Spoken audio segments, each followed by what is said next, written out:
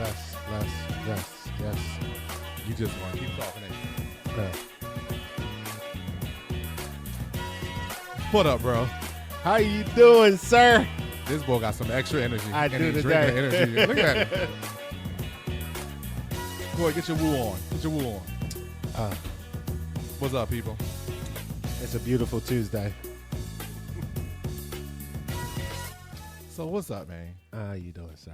you just live Colorado show. You just live. I am today. Are you I was a ready. Buffalo I was fan? ready today. Are you a No, Buffalo fan? I am definitely not a Buffalo fan. Okay. Well, not the Bills. It's about I know what you're Colorado. talking about. Okay, cool. You know. I support this team, but I'm not a fan. I I'm think not a fan. Deion's is a good coach. Or Absolutely. not Deion. Hear me. Deion is a Deion. good coach, but I could care less about that. So, welcome to Integrity's Business. This is Mickel, the consultant, and Anwar, the tax man. What's up, player? Man, how you doing? Last time we was together, we actually never got to our topics, which we are actually going to get to today. So Yeah, I'm not going to absolutely allow our rant or my rant to go over- too far. Overcome. Yeah, because it overshadowed everything that it was. It was a good rant, and people watched it. Some people, we got some comments from which was funny. I need to watch the but comments. it was funny. But I was like, yeah, this is where we at. This is what we're doing. So, like all things, our show is brought to you by the Business and Personal Finance Empowerment Academy. Our next courses are starting up in January 15th to be exact. Yes. We are getting people registered, and we are running a special between now and November 23rd. So if you register between now and November 23rd, your registration fee will be waived. Oh, come one, come all. So we are waiving registration fees Good brother. for who we are doing and what we're doing. So with that being said, here's my rant for the day. Go for it. And not only is it a funny thing for me because it is something that just happened, which made me go, wow. Okay. I am tired of adults. Oh, okay. And here's what I mean. I realized something talking to my daughter. So, Sydney came on this weekend and we have a good conversation. And something hit me. Like, I'm talking about like an epiphany of all epiphanies. The kid kingdom has been obliterated. It does not exist anymore. And what I mean by that, you're my age. When we were younger and people older than me, and maybe some are younger, but not a lot, there was a moment in the kid kingdom where it was course corrected itself. And it was called a punch in the face. Absolutely. If you were scared to fight and you had a bully, you probably had parents like I did or grandparents where you better fight that person, and a good punch in the face. Right.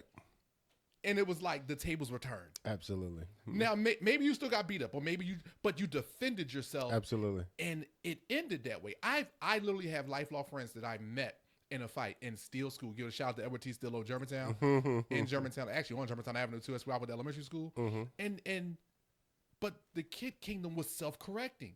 At some point in time, adults destroyed the kid kingdom. Right. And now, I'm with you now. I'm looking at all the stuff that we have going on with all these youth is because they don't know how to just get a punch in the face. And it's not just about a fight. Right. Like, you know how people say they don't know how to fight and live to see another day, which is very true.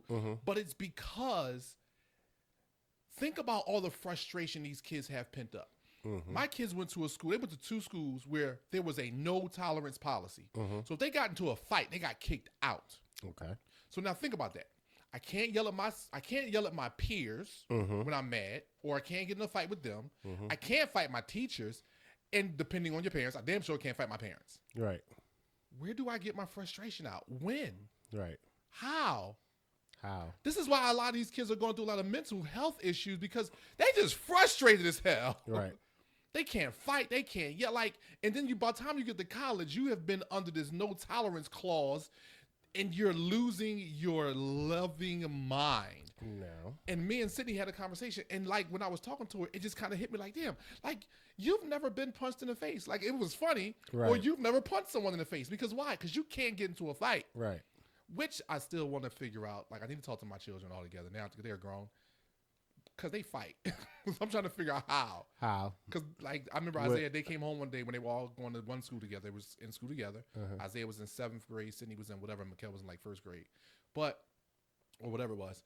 My whole point is they were coming home and it was like Isaiah was mad. I'm like, what's wrong? I was about to punch some little boy in the face. He did something. I'm like, okay, relax, player.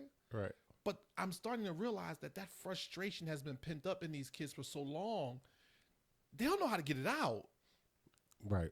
They have no I boxed. when I was younger. So, I got punched in the face. And then I just fighting, just normal stuff. Sports.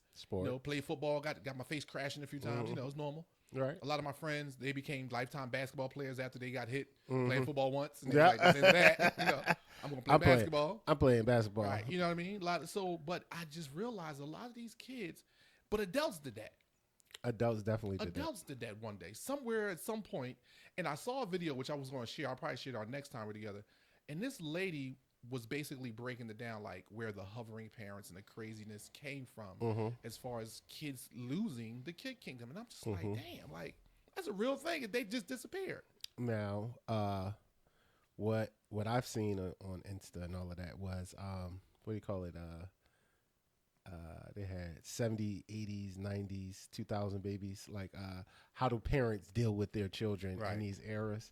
And the transition was kind of accurate because the nowadays, well, did you just tell them to stop? Just tell your teacher, maybe you did something. Did you do anything to cause that? Like, what in the world? What happened to you better hit them or hit you. You better not let nobody hit you. You better hit them back. You better hit them back. My bully, never forget it.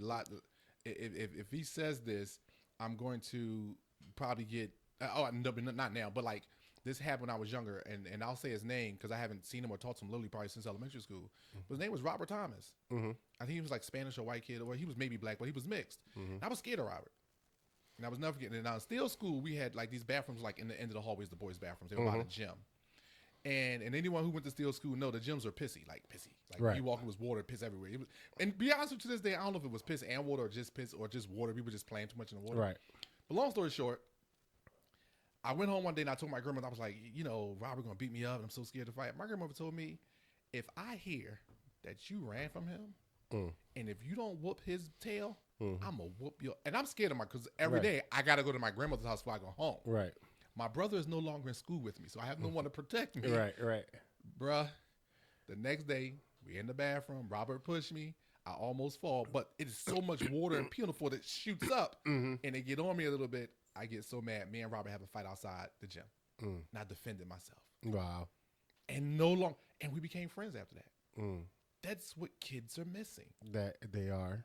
Like they are. Literally, we're almost 8 minutes in and we're still talking because this is a real thing. This is a real thing. Like it just kind of dawned on me, like when you look at it, these kids are not allowed to course correct themselves. Right. Like I never forget when the internet bullying thing became a thing. I talked to my kids. I'm like, yo, is that a problem for y'all? My kids was like, the internet not real. Right. But because they had me and Nessa, we sit down, we're talking about it. But they weren't even allowed to be on the internet, but until a certain age anyhow. So, for them, it was like, this is not a real place. Right. So but with that being said, I just think about all the kids who have to still endure that. But it's because they didn't have the kid kingdom we grew up in. Like, I'll never forget, I was telling Nessa the other night, we were at the market, I said, listen, I burnt my fingers, these 2 fingers, playing with a firecracker. Me and my homies was lighting firecrackers and throwing them at people. And we grew up in Franklin. We grew up in Logan. Franklin Street we had a huge alley, a driveway in the back. And we'd be back there messing around. And my boy, I won't say his name, he literally lit the firecracker while I was looking the other way. Wow. And was like, Mickel. And I went to throw it, pop right in my hand. And I'll never forget what happened. I'm sitting in the house. I got a cup of ice, and my fingers is melting ice immediately. Like, immediately. And I'm thinking, my dad going to kill me when he get home. My dad came in the house. He looked at me and was like, what happened? And my mother already told him. I said, I was playing with firecrackers. I told your ass not to play with fire. That's what your ass get. Right. And walked away. And I'm like, and my fingers are burning. But he was right. But kids don't even have that anymore. Like certain things you're going to learn by just doing it. By just doing it. You're going to hurt yourself. Listen, I'm looking to the camera for this one. I apologize to my parents. And it's a joke, but it's not. I realized before I was 12 years old, I broke my wrist. I literally scarred up this whole side of my face, jumping off of like a 6-7 foot ramp off my bike. My foot slipped on the pedal and I went over the handlebars. I tore this whole side of my face up. I tore my ankle up. I can't say 'cause my parents don't know about that. Right. It was something else. But that's another conversation. Right. But I did all this stuff before I was 10 years old. Because I was a victim of outside. Now, and to go about that, the sibling rivalry that I had. So me and my brother are not by the same father, not the same mother. Mm-hmm. But we hung out. Mickel. Yeah, Mickel. The other Mickel. Right. Yeah, the other Mickel. So I'm gonna tell this story. If he ever sees it, he's probably gonna deny it. But it is what it is, right? It's a couple of them, but it was like you say, the kid zone, right? Where the first story is, we're in the tub, in the old tubs. Then it was like just self-standing. Cast iron joint. Oh yeah. Playing in the tub. To this day, I got the scar under my chin. It's not the story you're gonna deny. To this day, I got the story under my. I mean, there's not the story you're gonna deny. I have the scar under my chin. Playing, slip, boom, bust my chin wide open. Ambulance come. Everybody got to come because there's blood everywhere. Right. So I didn't get any stitches, but of course, it was just one of those moments. We in the tub together. Blah blah blah. Right. Another story is we jumping up and down on this bed, and the old windowsills have the around the frame, around the corners, it has the metal piece. So this metal piece is popping out a little bit because, it's that time. It needs to be replaced. So it's popping out. Jump. He pushed me into the window, slip right across my leg. So I have that scar till today, too. He gonna deny that one. He's not going to deny that never. one. The one he's going to deny is me and him got into a fist fight. Ooh. And my brother is older than me, and he was in the heart of North Philly, so he fought more than I did. I'm gonna just say that, right? Because I did fight, but he fought more than I did. Way more. So because of that, he used to beat me up. So this time we're at my grandma's house. Nobody's there. We're fighting. He gets the best of me. I get a knife to stab him. He picks up the knife, says, "You poke me, I'm gonna stab you." Poke me or poke you? I poked him, and he slit my fingers on this hand. Wow. He slit my fingers. I'm talking about to the blood everywhere. He's like, ah! So he got a little blood. I got all the blood.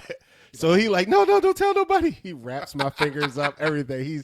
That was my best friend that whole day because he walked beside me the whole day. I'm quite sure. To make sure I was cool, one, to make sure I didn't tell, two. He was just like, so when it was time for everybody to come home, he's like, man, you got to take that tissue off. You got to take that stuff off because they see it. I'm going to get in trouble. And nobody saw it until the end of the day when I just was like on some, ow, that hurt. Like, what happened to your head? There it is.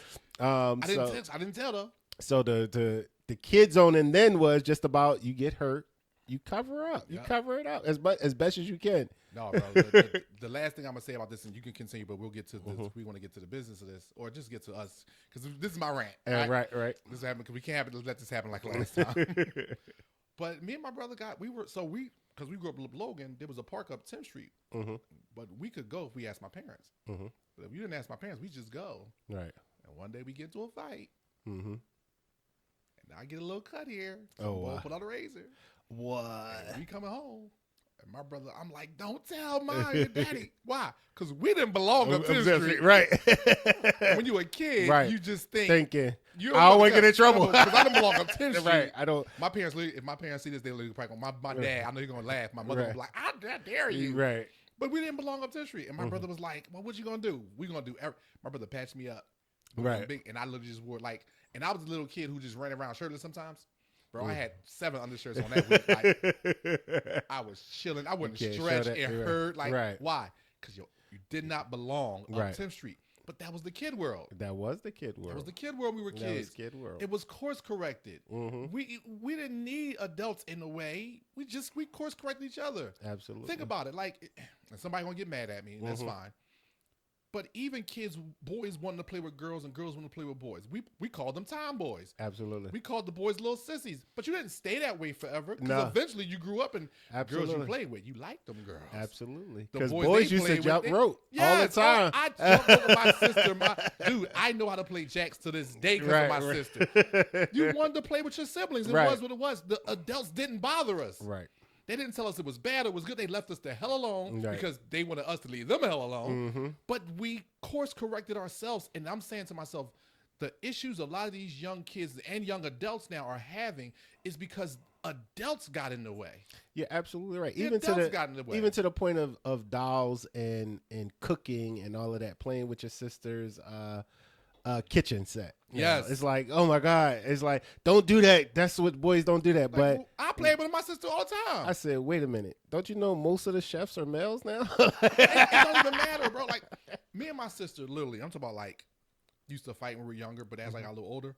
But I kicked it with my sister more than I did my brother. Okay. Because I was smaller.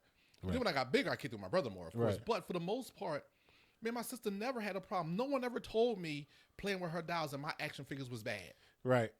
And playing jump rope with her was bad. My daddy never come home from work, see me jump rope with my sister and say, hey, get away from there. He left me alone. Right. Because my dad understood. Eventually, he going to start liking those girls. Right. So it don't matter. Right. Leave them alone. Like, no one bothered us. Today, they all bothering these kids, and now they're making kids make decisions, or kids think they got their children. Having anxiety. As adults, leave them. Adults became the problem. Yeah. Causing anxiety. Yes. I'm saying to myself, that's crazy. But that's my rant for the day. Which yes. We're going to spend 15 minutes talking about my rant, which is good, but it's just true. So, all right. So we're going to jump right into it because it's income tax season. Businesses are getting prepared for it. Yes. This is what we were supposed to talk about last time, but you didn't. You know, you always take us off course. I'm never taking blame. What you call it? Second the rant that you be having. Pretty much. Yeah, pretty much. You do co-sign. Yes, which is fine. So I want to talk about navigating tax credits. Okay. Because a lot of times, most business owners who just go to just roundabout CPA, or they go to, or even just individuals, they go to roundabout CPA, or just go to a tax, or go to H&R Block or Jackson Hewitt or whatever. They're not really getting all the tax credits that that have available to them. They just get what's just the known. The known. You know, absolutely. The normal. So I want to talk about business owners or individuals, however you want to go with it, like navigating those tax credits or leveraging them to kind of make sure that some of their exposure is kept minimal. Yes. So, this is the first thing I'm going to say as a disclaimer. If the person that does your tax return does not sign your tax return, more likely they do not know tax codes. Ooh, I'm telling you, because when you sign it, you have to stand on what you say. So I'm saying this to everybody that goes to, and not to put anybody down for hustling, but that goes to people who just do tax returns and maximize everything, and they work on the side. And then they make you sign your tax return. And make you sign your own tax return because I never thought about that. Because if you get in trouble, then they have nothing to stand on. As professionals, meaning tax preparers, if you're a professional or an accountant, you have to sign that tax return saying that I stand on what's on this tax return. I am standing in the gap between the customer or the taxpayer and the IRS to say that this is in compliance. This is in, how often does that happen? A whole lot. So for the most part, I'm gonna be honest. When I first learned, I learned from my mother, who was using TurboTax. Like, and I'm not gonna, downplay anything that happened. It's you don't know what's going on. Right. So I wound up working for Liberty Tax Service. Shout out to them, even though I don't like the way y'all did me, but that's just on another topic. Let's shout out to Liberty Tax Service. That'll be your rant next week. Yes. So shout out to them for teaching me tax code, because I took their class and it excited me to the point that I continued studying. I continued to want to learn more. So they teach you the individual tax code.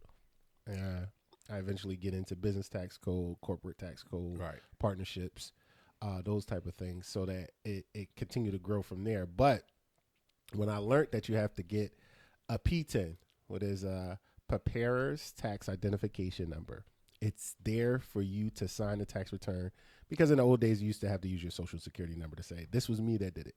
Now they have a number for you to validate who you are or to say who you are. Once you get one, it is like a social security number. You never change it, whether you start and don't do it for 10 years and come back. It's the same number.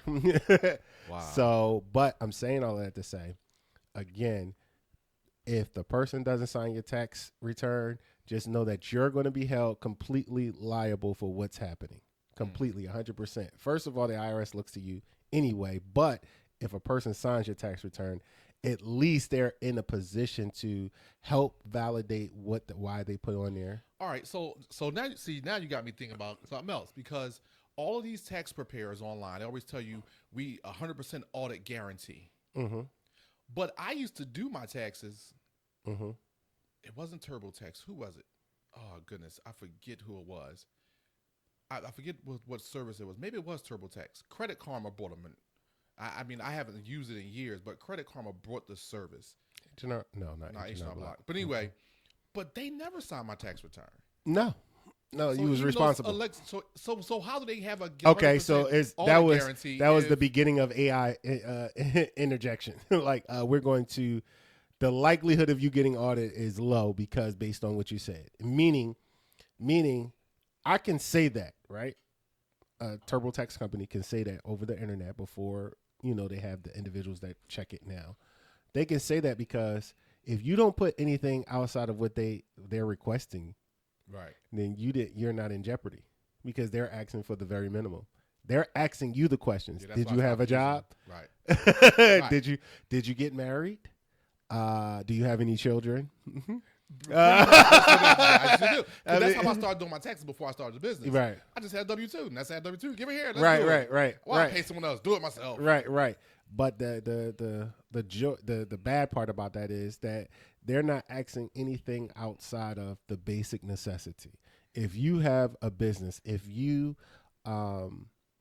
doing something that would allow you to take advantage of tax code, the computer doesn't know that. They're not going to ask you that. You have to know to put that in there. And of course you're not going to know because what are you? You're doing what you're doing. Right. I'm not a tax You're not a tax person. I'm not a tax person. So the thing about this is you have to let people sign it. You got to go somewhere. If you feel like you have all these opportunities and tax codes available to you, go to a professional that's going to sign off on your tax return. Again, I'm going to say it right in the camera. Go to a tax professional that will sign your tax return because that is the only way that you're truly safe from getting audited. Now, I'm not going to say 100%, but you have more likely chance not to get audited. All right. Taking advantage of tax code. That's the whole gist of this. Now, if it's basic, of course, you can do whatever you want to do as far as TurboTax. They do follow the codes. But the next thing is once, like we were talking about, the taking advantage of the credits and we have to understand the difference between a credit and a deduction, right? That's the first thing. That's the biggest thing that we all have to understand. Deduction, which is to deduct your tax liability, which you would owe the IRS based on your income. These are things that are put in place so that they can help you not pay the IRS. They do not exchange for money. So if you're in business, and this is the reason I'm bringing it up, right? All your deductions doesn't mean that you get a tax return. It means that you owe the IRS less money, not a tax return, not a refund, not a kickback. Now, for those people that say that, they normally have some other source of income, whether it be a job, whether it be retirement plan that they're putting money in, or a retirement pension that they're getting money out of but paying taxes on it. Right. You're only getting a refund truly if you are putting into the tax fund for your Social Security number. So let me set the stage for people, right? Because I know you may go here, but I want to make sure you go here. Uh-huh. This is where people got to learn how to leverage what they do. Absolutely. When I started up the business, I don't have a W-2 anymore. Right. But guess who does? My wife. Absolutely. And so I leveraged what she was paying to get more for myself. Absolutely. Because we were married we still do it, married, filing jointly. Right. And we got these babies. Absolutely. And so I was able to make these deductions. Absolutely. But also get my tax credits. So talk to that business owner, how they navigate that. So when you have one person that's the owner and the other person that's W-2'd. All right. So when you have a joint venture, whether it be you having a W-2 on your own or your spouse having one and you're running the business, you have the business, you have expenses for these businesses, which are deductions. Mm-hmm. I had to pay for getting back and forth. I had to pay for supplies. I had to pay for rentals.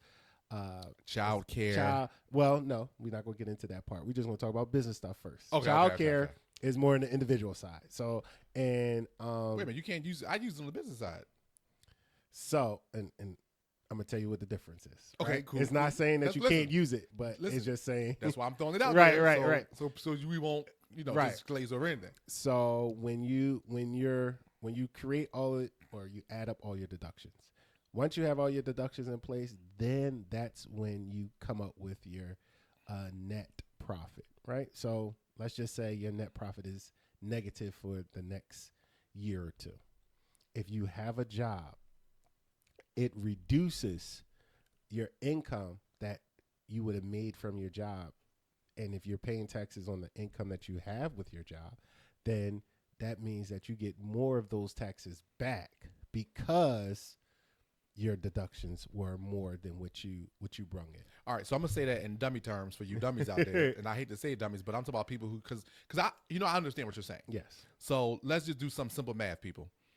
If I owe the IRS, if my deductions reduced my gross revenue to net revenue of negative $20,000, correct, and my wife and I are married filing jointly, and she made $80,000, yes, but she also paid into her portion of the tax bucket. Yes. It reduced her income down to $60,000. Yes. No, I know. I want you to say it. Yeah, I'm trying to get people to see it. Absolutely. Like, this is what happened. So now, when we start to leverage these tax credits, it's not based on her making 80 and paying. She actually now overpaid the IRS. Absolutely. Come on, bro. Talk about it. Now, and because she overpaid it, that's where the increase in refund comes from. Right. So now when you have the credits, which actually gives you a refund, it's a cash exchange. Those things such as childcare, those things such as earned income credit, and what's the other one? Child tax credit. Right. That's the bigger ones, right? Everybody knows. Once you have those, and you're now in a position to get 100% of those as opposed to 80% or 50% based on income. So those are the things that you do want to leverage. If you have a job, we're only talking about a combination here. Right. A job with a spouse or yourself and a business. A joint venture, as we would call it. A joint venture in a sense, meaning that's where you get to leverage that. Now, well, hold on, before you go there, because I want to make sure people understand this very clearly. Because I remember I had a client one time. They were a joint venture. The wife ran the business. He had a job. This dude was filing married and like 6. And I'm like, what are you doing? Right. I'm like, he was like, well, no, they told me because I get to see most of my money now. Dummy. The money you're going to get back from the IRS is going to be way more than you pay into it. But if you don't pay, that means you didn't overpay. Correct. I need you to overpay now. Right. So you get a larger lump sum back later. Right. And then they changed it. So I said, you file single and 0. And he was like, but I'm married. It don't matter. Now, please explain to people why that doesn't matter. Okay. When you're working and you get that W-2 and you filing single and 0, even though most people say, well, why can't I file married and 0? Because they're taking less.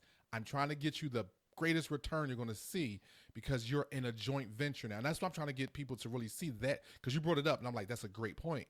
When one spouse is working, the other spouse runs the business, that's a joint venture. Absolutely. Your house is now a joint venture. You need to use it as such. Absolutely. So with that being said, anytime there are 2 people in the house working, whether it's a business or not, one of you need to file 0. I'm not even going to, like, it don't matter what's happening, whether you got one job in a business or you got 2 jobs, one of you need to file 0. Why? Because the way that the tax code is set up, you can't say you're married and taking care of the household, and then your wife says she's married and taking care of the household. Right. That means somebody ain't doing it. Right. We both can't do it. Only one person can do that. And it's not a head house thing. It's about the liability of who's taking on most of the responsibilities in this day and age. Yes, it's both people. We both split everything, but only one of you are technically by tax code handling. But that's the thing. See, I'm trying to get people. I don't care about your little emotions. Right. I don't care about your little feelings. I'm trying to get people to see that if they learn how to use the system, it will work for them. Absolutely. So back to what we were saying about leveraging, correct? Right. If you want a bigger return, and I'm gonna leave the choice up to y'all because I'm gonna give you both sides. If you want a bigger return, file 0. if you have that joint venture going on, if you have 2 jobs. File 0 because it allows you to overpay a little bit to get back everything that you were supposed to get, right? Now, if you feel as though that seeing more money in your check is the way you want to go about it, you can put the 6, you can put the more, but what happens is when it's time for a refund, don't look for one. That's right. Don't look At for all. it. And in the way that people explain it today, expect to pay. Right. And then you try to figure out, well, they took all these taxes out. There are 1, 2, 3, 4, 5. If you live in the city of Philadelphia, 5 levels. If you live in anywhere else, is definitely 4, maybe 5. So there's your federal, there's your Social Security, there's your Medicare, there's your state, and there's your local tax. And people, that's called for Social Security and Medicare. You may see it on your paycheck as FICA. FICA, yes. So your federal income tax, all of these people get a piece of the pie, right? Yeah, right. We're not going to break down the exact percentages because they're probably going to change again. Yeah, I know, right? I know, right? But everybody gets a percentage of your check. If you are a single person and you're making over the 75,000 mark, best believe 40% of your check is gone. Yep. 38 technically is really going to be the number, but 40% of your check will disappear, Which is sad. and you think that you're making 60, 70,000 and you're okay, or you're making that 100,000. No, you really probably bringing home 60. So you have to take that in consideration. So what all that saying is, start a business. No, watch this. It's actually more, and this is why I tell people to start a business. Mm-hmm. Make sure, and not only start a business, you could be your own walking business if people understood, and we'll get into that another time. Yeah.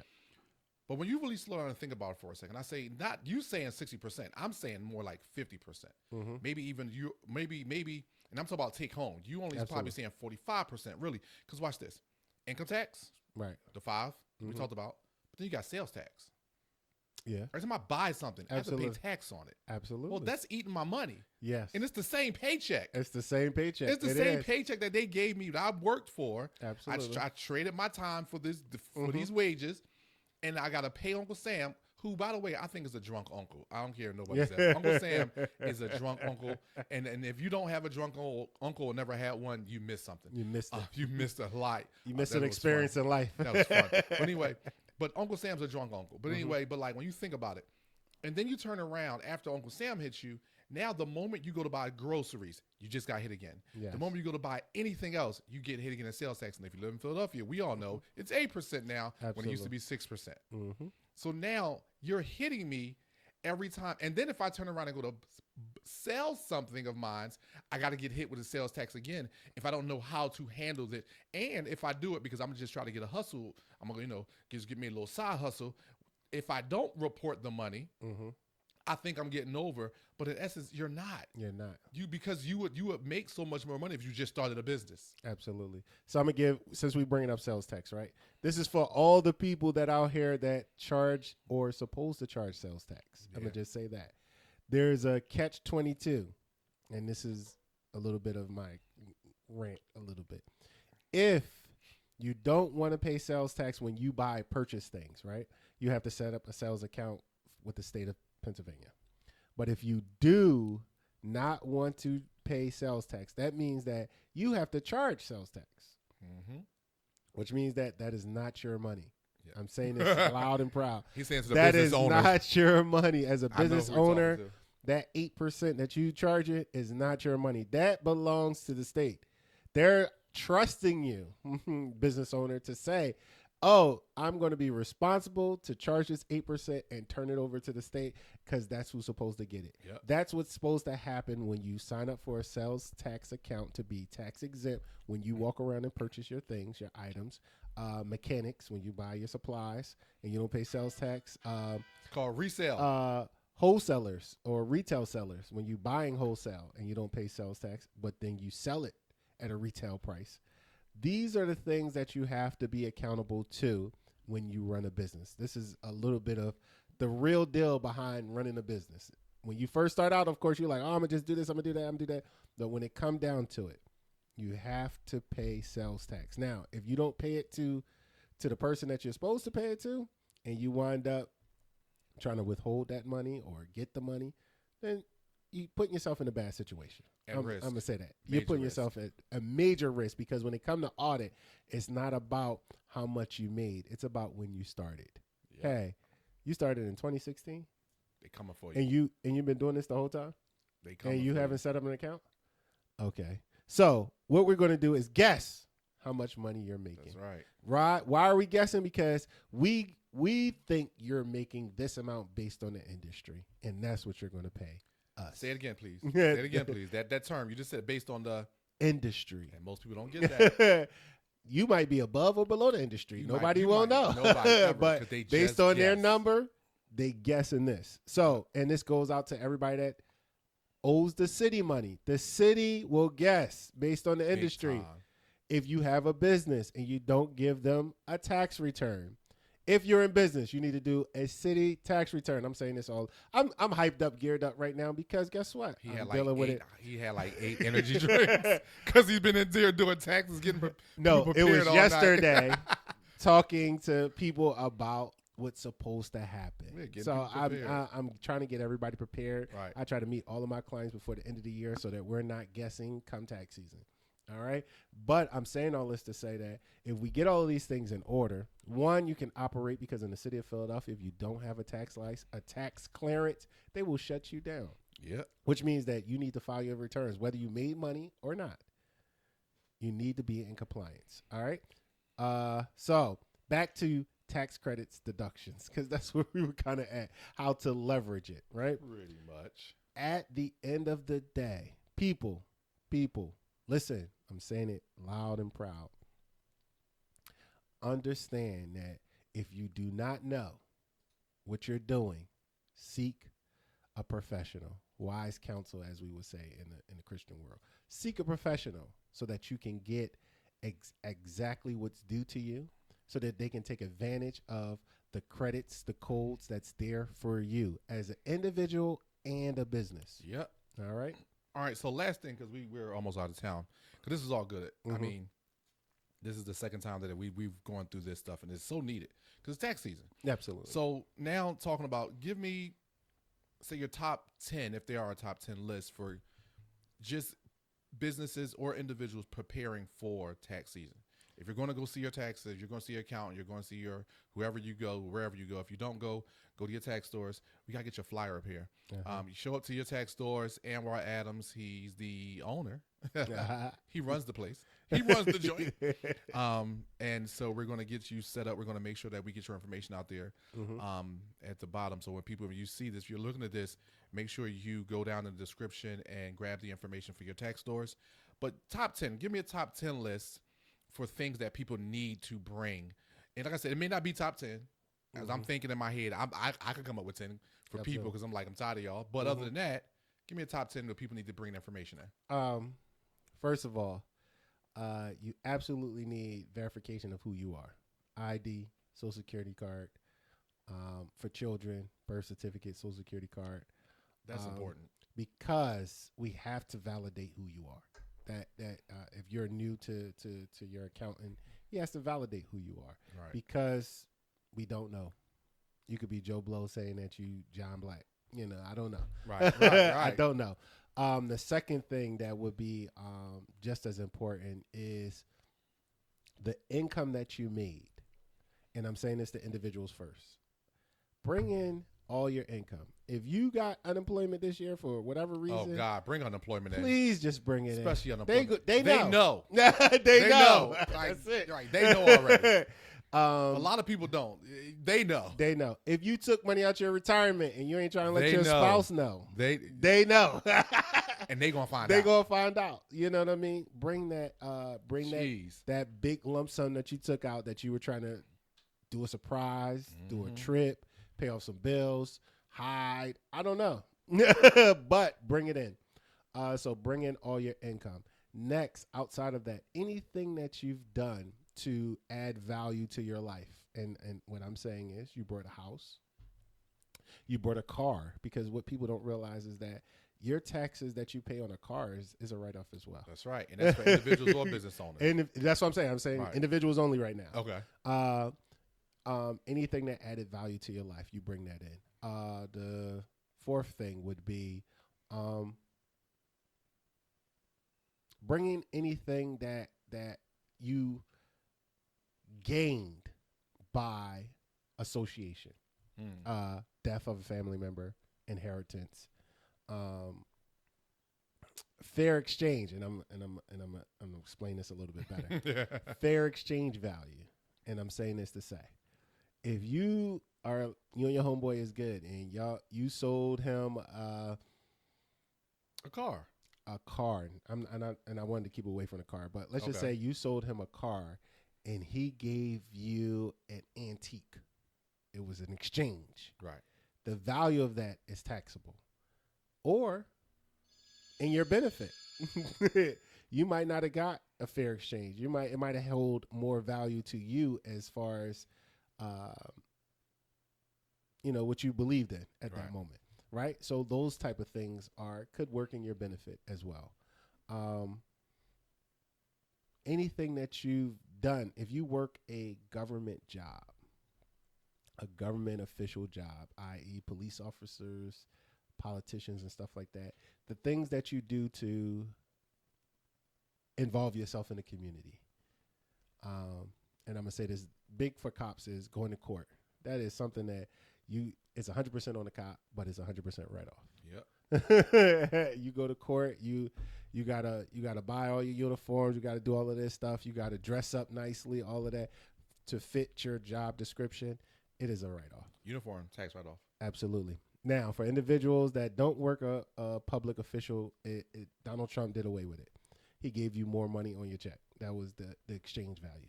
But for those that are in government official statuses, those people still get to write that off, right? Those are the bigger things. I'm gonna just leave it at that because I don't want to keep going. I want to get into the business people too. Once you bring all those things to there, it's up to the accountant to help you evaluate the tax codes, what it is. So your tax accountant should be asking you questions if this is your first time. What did you do different? What happened if you added people to your life? Marriage, children. I hope children. Adopted children. Adopted children. Now, adopted children is a big one because you get a big tax credit. That's right. For adopting a child. Whatever you spent in expenses, lawyers, preparing for this adoption is 100% write-off. And you get a credit, which means it gives you cash value back. All right? That's right. Those are the big things that happen for individuals. For people in business. Hold on 1 second. You missed one. What's that? You missed one because I deal with it every year. Thank God I get to deal with it every year. What's that? Tuition. Not only tuition, but student loans. If you're taking care of your children's student loans, if the loans are in your name, absolutely, you get to write off those the interest. Absolutely. Because I'm dealing with it now. That's why I say I've been dealing with it since Isaiah started college. That is the exchange from when you lose your child tax credit, Lord have and mercy. start paying Give tuition, it back. You get a tuition credit. Give it back. So you get tuition credit for the first 4 years. That's and right. Then after that, you get student loan interest. Wait a minute. But please say that very clearly, because most people think that tuition, it has to be a loan. No. In order to get it. I know. I'm just saying. They think it has to be a loan. It's like, no. You're paying any part of that tuition. Absolutely. God knows I paid too much right now. She's out of state student. Right. I get some of that back. You get some of it back. So with tuition, it's up to $4,000 that you're going to get back. Right. I don't care what you paid. If you paid $20, you're getting $4. If you paid $3,800, you're getting $3,800. Right. But let's make sure, ready? But now, people, keep this very part in mind. Fall semester and spring semester are 2 different years. Absolutely. So make sure you understand that. Absolutely. When you start out. In essence, the spring, no, think about what they said for 4 years. In essence, the spring semester is first and the fall semester is last on your taxes. On your taxes, yes. But in people's minds, the fall is first. The spring. No. Nah. My taxes, yes. She started school. I can get this back for January and for September. Absolutely. But because it's the 2024, so I'll be looking to get back January 2024. And even though the semester says differently, I don't care about that. Absolutely. So that's what I'm saying. I want to make sure people understand that. Yes, definitely. There are two separate things. So if you started school in January, or then it's January and September. If you started school in September, it's September. Right. And then next year, January and September. Right. But it's for 4 years. It's not until you graduate.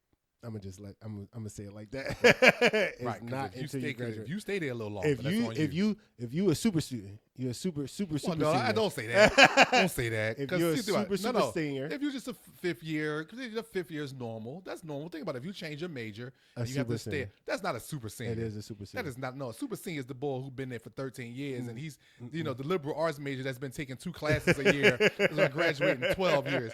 Come on now, stop it. I'm talking. No, you're talking about that's a career student. But,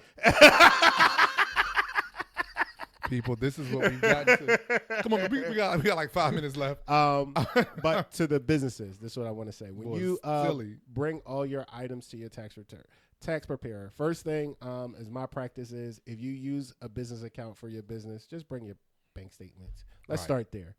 The second thing is don't try to hide no money.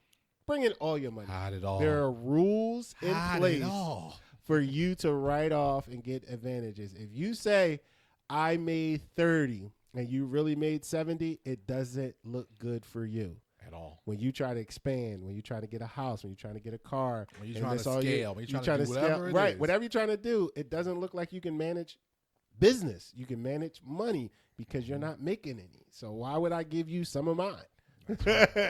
That what you spend, everything that you spend. Now, a big thing that people miss is if you get a business credit card or you have a credit card that you use for business purposes when you're first starting out, that bill is a write-off. Hey, listen, we can get into that next time because it's like that's some of the stuff that we teach in the academy. Absolutely. But one of the things that I try to tell people all the time I say is utilize that as much as you can. Absolutely. Don't use your money. Use someone else's money. All the time. I've been trying to teach people that one forever. Some people don't seem to get it.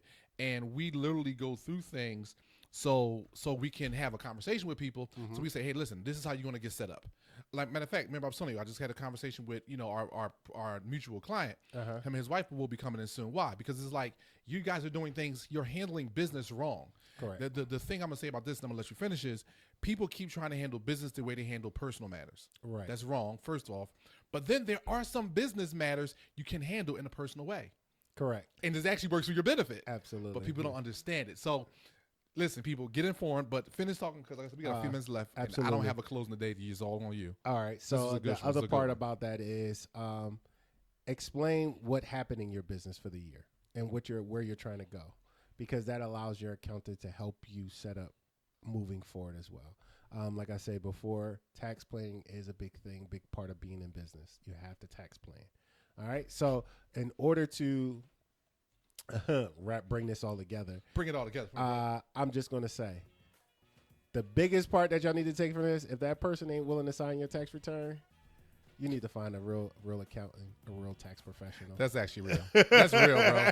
That's real. Like I've never thought about that, and I've never done anyone's taxes because I always tell people I only do my taxes. Right. When I did do them, you do them now, so I'm doing them. But I always tell people, I say, I've never thought about that. If someone's not willing to sign it for you, then how the hell are they really serious about doing taxes? That's crazy. So closing words, man. That was it. That was it. All right, people. Listen, man. That was it. I'm gonna go last time. This show is brought to you by the Business and Personal Finance Empowerment Academy. Business owners, get registered. Please don't think just because you own a business that you actually know what's going on.